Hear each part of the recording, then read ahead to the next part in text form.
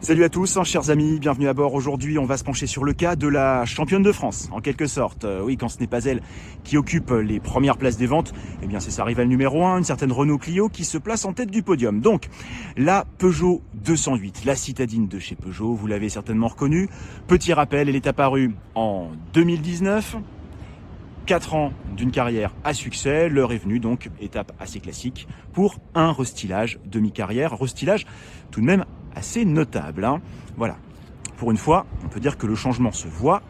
Au niveau cosmétique, au niveau esthétique, en tout cas, c'est assez marqué. Au niveau de la calandre, regardez, elle est devenue beaucoup plus massive, plus imposante, ça descend un peu plus bas. Également au niveau de la signature lumineuse, voilà la marque de fabrique Peugeot avec ses griffes.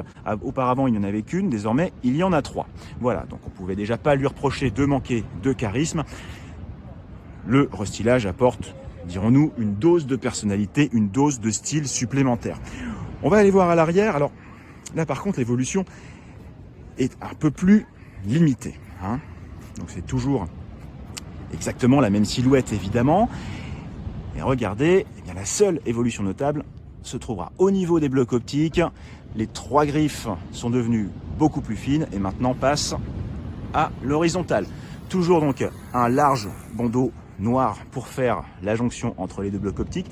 Et le lettrage Peugeot est devenu un peu plus imposant. Voilà, si on passe à bord, alors là en revanche, eh bien, on joue presque au jeu des 7 différences, hein. Très peu d'évolution. C'est toujours la même présentation, extrêmement soignée, un peu chargée peut-être. Ça plaira pas forcément à tout le monde en matière d'ergonomie. En position de conduite aussi, c'est un peu particulier. Le petit volant, les compteurs implantés assez haut. Au chapitre des nouveautés, eh bien, regardez. La commande de boîte façon interrupteur à bascule. Ça, effectivement, donc ça remplace la commande classique qu'on avait auparavant. Toujours un écran de 10 pouces pour l'interface média, désormais 2 séries sur toutes les versions. Et surtout, regardez, eh bien, la résolution est quand même devenue beaucoup plus soignée, là, notamment au niveau de la caméra de recul.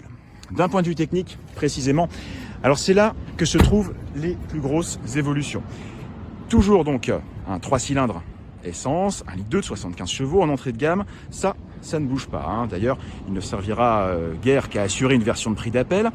Pour le reste, on notera l'arrivée donc de 2 versions à micro-hybridation, donc du 3 cylindres 1,2 litre qu'on a déjà vu apparaître sur le 3008, 100 et 136 chevaux. Et surtout, eh bien, tout en haut de la gamme, notre version d'essai. Et Peugeot a vraiment mis l'accent sur cette nouveauté. Eh bien, la version électrique de la i208 de 156 chevaux. Voilà, 156 chevaux et une nouvelle batterie optimisée de 51 kWh en capacité brute, un petit peu moins en capacité nette, 48 kWh. Moteur de 156 chevaux, donc à la consommation qui a été assez nettement optimisée par rapport à l'ancienne version de 136 chevaux. Petite parenthèse qui restera encore au catalogue, hein, pendant quelques mois.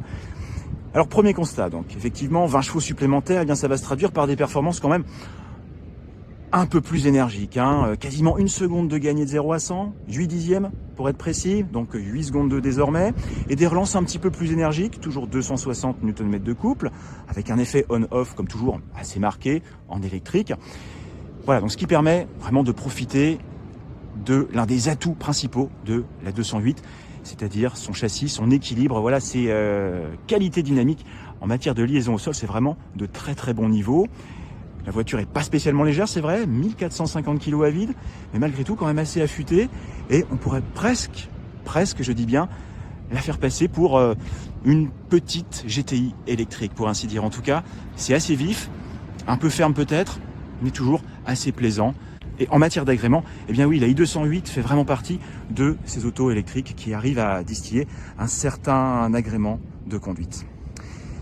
Concernant les tarifs, alors là, petite surprise, hein, dans une tendance inflationniste quand même assez marquée, eh bien Peugeot a eu le bon goût de limiter les dégâts, voire, bonne surprise, eh bien de légèrement raboter les tarifs annoncés, donc à moteur et équipement équivalent. Elle débute donc désormais à 19 200 € et bon, beaucoup plus cher évidemment dans notre version de sommet de gamme, donc 156 chevaux électriques, 38 850 € tout de même pour cette finition GT avant malus évidemment. Pas certain donc que les économies de carburant réalisées parviennent à compenser ces tarifs tout de même assez élevés, voire franchement haut de gamme, très ambitieux dirons-nous.